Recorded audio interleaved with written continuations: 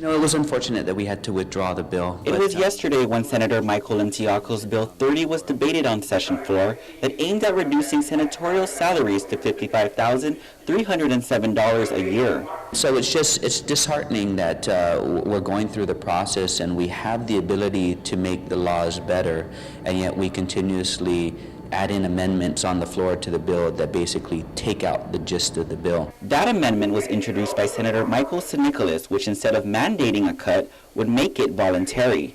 San Nicolas says he's disappointed the bill was withdrawn. I found it to be very peculiar because my amendments would have allowed them to cut 100% of their salaries, and we would allow the cuts to be voluntary, so they wanted to take a full pay cut, they could.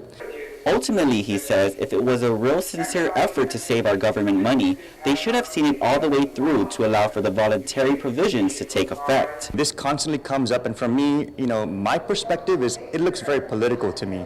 So if you really believe in taking a salary cut, I really wanted it to be voluntary. Take your cuts, go ahead and send out your press releases if you wanted to, but let's move on and focus on the people's business. It was last year when Senator Chris Duenas introduced his Bucks for Buses bill that proposed to cut senators' salaries. That measure never made it through.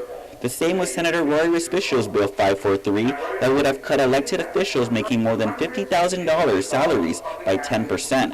However, while on session floor, that provision was cut as well.